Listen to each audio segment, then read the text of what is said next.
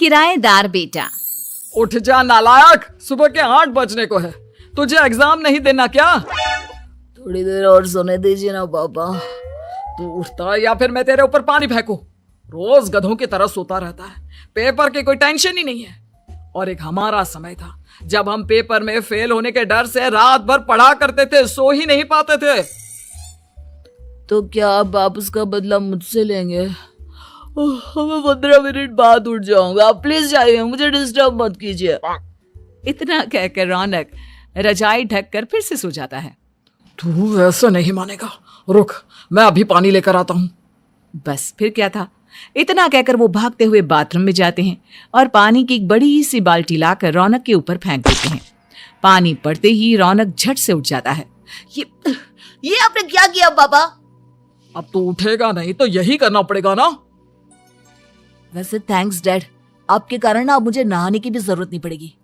चलिए अब आप माँ से बोलकर मेरे कपड़े निकलवा दीजिए, तब तक मैं ब्रश कर लेता हूँ। वैसे कल ना आप एक काम और करना, नहलाने के साथ साथ मुझे ब्रश भी करवा देना। ये ब्रश करने में ना मुझे बहुत आलस आता है। रौनक की बातों से अरविंद का मुंह खुला का खुला रह जाता है। वो अपनी पत्नी कमला के पास जाता है और रौनक की हरकतों के बारे में बताता है, जिसे सुन उसकी पत्नी हंसने लगती है। तुम अपने बेटे को समझाने के बजाय हंस रही हो। रौनक बच्चा है, धीरे धीरे सुधर जाएगा, आप क्यों उसके पीछे पड़े रहते हो? अभी नहीं सुधरेगा तो कब सुधरेगा? 10वीं क्लास में है रौनक, वो अब कोई बच्चा नहीं रहा। अरविंद की इतना बोलते ही वहां रौनक भी आ जाता है। क्या डैड, मैंने आपको एक काम दिया था, वो भी नहीं हुआ आपसे। अरे क्या हुआ बेटा? माँ, मैंने डैड से बोला था कि वो आपको बोलकर मेरे स्कूल की यूनिफॉर्म निकाल दे, लेकिन मेरे पीछे पड़ने के अलावा इनसे एक काम ढंग से नहीं होता। देख रही हो कमला, देख रही हो अपने लाडले को? अरे आप चुप रहिए जी। चलो बेटा, मैं तुम्हें कपड़े निकाल कर दे देती हूँ बस। ऐसे ही साल पर साल बीतते जाते हैं, लेकिन रौनक के रवैये में कोई बदलाव नहीं आता। वो पहले से भी ज्यादा आलसी और पूरी तरह अपने माता पिता पर निर्भर हो जाता है। 2 साल बाद पता नहीं कहाँ गायब रहता है पूरे दिन, अब तक तो आ जाना चाहिए था। अरे आप इतनी फिक्र क्यों कर रहे हैं उसकी? दोस्तों के साथ खेल रहा होगा, आ जाएगा अभी। ये कोई टाइम है खेलने का? 10 बजने वाले हैं, इतनी रात में कौन खेलता है? कमला कुछ कहती उससे पहले ही रौनक वहां आ जाता है। मम्मी जल्दी से खाना लगा दो, बहुत भूख लग रही है। तुम्हें तब तक खाना नहीं मिलेगा जब तक तुम बता नहीं देते कि इतनी रात गए कहां से आ रहे हो। ओ प्लीज डैड, अब आप एसी पे प्रद्युमन बनकर मेरे सर पर बंदूक लेकर मत बैठ जाना। अपनी फालतू की बकवास बंद कर और बता कहां से आ रहा है। माँ अब समझाइए ना डैड को। बता देना बेटा, इनको भी तसल्ली हो जाएगी। आप बोल रही हैं तो बता देता हूँ, मैं दोस्तों के साथ मूवी देखने गया था, इसलिए देर हो गई। तो इन सब चीजों में मेरे पैसे उड़ाता है? कभी 1 रुपया कमाने के बारे में सोचा है तूने? जब देखो हवा की तरह पैसे उड़ाता रहता है। माँ अब आप इन्हें चुप करा दीजिए, वरना ना मुझे गुस्सा आ जाएगा। अच्छा क्या कर लेगा? बता ना क्या कर लेगा तू? वैसे बात तो ठीक ही है, मैं कर ही क्या सकता हूँ, पैसे तो फिर भी मैं आपसे ही मांगूंगा ना। चलिए अब ये सब बात छोड़िए और मम्मी मेरे लिए खाना लगा दीजिए। अभी लगा देती हूँ बेटा। मैं बता रहा हूँ कमला, एक दिन ये ऐसे ही बिगड़ जाएगा। उफ़ो, आप क्यों इतना पीछे पड़े रहते हो मेरे बच्चे के? बात की बाद में देखेंगे, अभी आप शांति से उसे खाना खाने देंगे? अगले दिन डैडी मुझे 10,000 रुपए चाहिए। हाँ? अब इतने पैसे क्यों चाहिए तुझे? डैड अब बिना सवाल किए कभी पैसे नहीं दे सकते क्या? जब तक तू बताएगा नहीं तुझे पैसे भी नहीं मिलेंगे। अरे अब आप अपने बेटे को पैसे भी नहीं दे सकते? नालायक, तेरी उम्र के लोग नौकरी करते हैं और एक तू है जो नौकरी करने का नाम ही नहीं लेता कभी। आप लोगों के होते हुए भला मैं नौकरी क्यों करूं? अरे हम कब तक पैसे देंगे तुझे? तुझे भी तो अपने पैरों पर खड़ा होना होगा ना। कौन सा उधार के पैरों पर खड़ा हूं?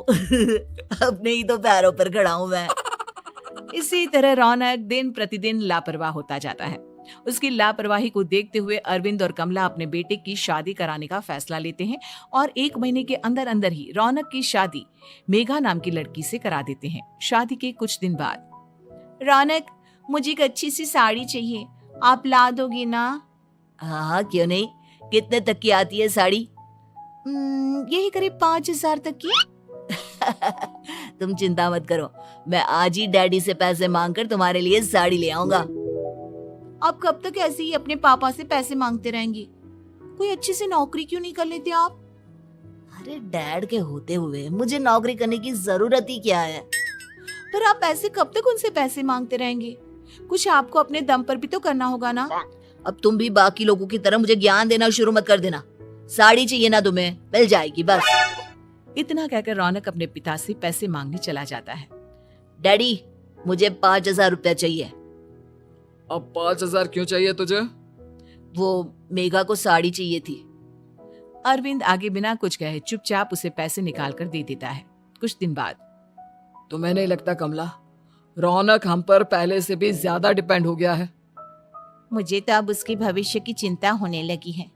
कल को हमें कुछ हो गया तो वो क्या करेगा? काश तुमने पहले ये सोच लिया होता तो आज हमारा बेटा इतना लापरवाह नहीं होता। तब मुझे कहाँ पता था कि मेरा लाड़ प्यार उसे इतना बिगाड़ देगा कि वो इस हद तक लापरवाह बन जाएगा। कोई बात नहीं, अभी भी देर नहीं हुई। मुझे पता है उसे कैसे सुधारा जा सकता है। कैसे? अरविंद कुछ कहता उससे पहले रौनक वहां आ जाता है और पैसों के लिए हाथ फैलाने लगता है। डैड, मैं और मेघा बाहर घूमने जाना चाहते हैं। अरे वाह, ये आज सूरज कहाँ से निकला है? Dad please. अच्छा चलो अब मुद्दे की बात करो। मुझे अब 25,000 चाहिए। अब तुम्हें 1 रुपया भी नहीं मिलने वाला। अगर तुम्हें पैसों की इतनी ही जरूरत है तो कोई ढंग की नौकरी कर लो। मम्मी, आप कुछ कहिए ना डैड को। बेटा, वो गलत क्या बोल रहे हैं? ये सब हम तेरे भले के लिए ही तो कर रहे हैं।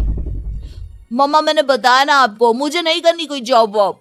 तो ठीक है, निकल जाओ हमारे घर से। तुम्हारे जैसे लोगों के लिए मैंने ये घर खड़ा नहीं किया है।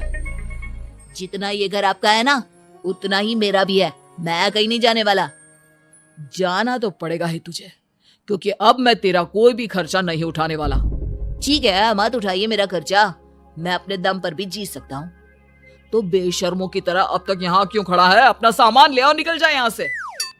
रौनक पैर पटकते हुए वहां से चला जाता है। घर से निकालना जरूरी है क्या उससे? बिना पैसों के कौन रखेगा उसे किराए पर? अगर उसका भविष्य सुधारना है तो हमें अपने दिल पर पत्थर रखकर ये कदम उठाना ही होगा। दोनों बात कर रहे होते हैं कि रौनक अपनी पत्नी के साथ एक बड़ा सा बैग लेकर घर से निकल जाता है, लेकिन घर से बाहर उसे कोई भी मुफ्त में अपने घर किराए पर नहीं रखता। अंत में थक हार कर वो फिर से अपने घर चला जाता है। क्या हुआ? थोड़ी देर पहले तो दहाड़ते हुए घर से निकला था, अब क्या हुआ? नहीं रखा ना किसी ने तुझे किराए पर? डैड प्लीज, मैं कुछ दिनों में कोई अच्छी सी नौकरी शुरू कर दूंगा। आप तब तक तो हमें रख लीजिए प्लीज। सुबह से रात हो चुकी है लेकिन कोई हमें रखने को राजी नहीं है। अब आप ही बताइए, इतनी रात को मैं मेघा को लेकर कहाँ जाऊंगा?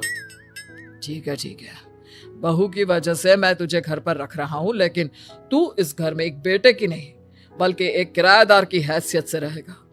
3 महीने हैं तेरे पास। इन 3 महीनों के अंदर अंदर मुझे तेरी पहली तनख्वाह हाथ में चाहिए, समझ गया?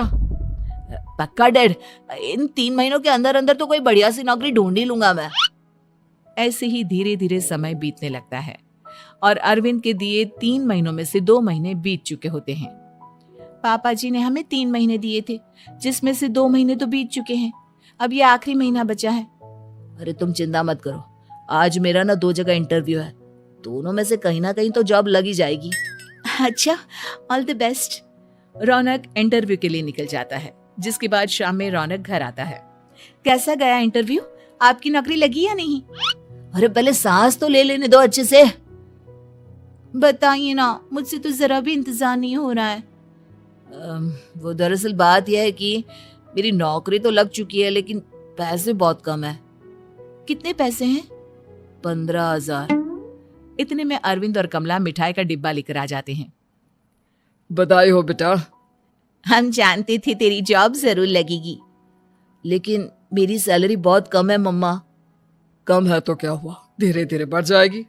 हाँ बेटा, हम तो बस चाहते थे कि तू अपने पैरों पर खड़ा हो जाए। मतलब अब आप मुझे घर से नहीं निकालेंगे? नहीं, ये सब हमने तुझे जिम्मेदार इंसान बनाने के लिए किया था। Thank you mummy papa. अगर आप दोनों ऐसा नहीं करते तो मुझे कभी अपनी जिम्मेदारियों का एहसास तक नहीं होता। आज आपने मुझे सिखा दिया कि इंसान का अपने पैरों पर खड़ा होना भी जरूरी होता है। इतना कहकर रौनक झट से अपने माता पिता के गले लग जाता है और अपनी कमाई की पहली तनख्वाह वो अपने माता पिता के हाथ में सौंपता है। इस तरह रौनक एक गैर जिम्मेदार व्यक्ति से एक जिम्मेदार व्यक्ति बन जाता है।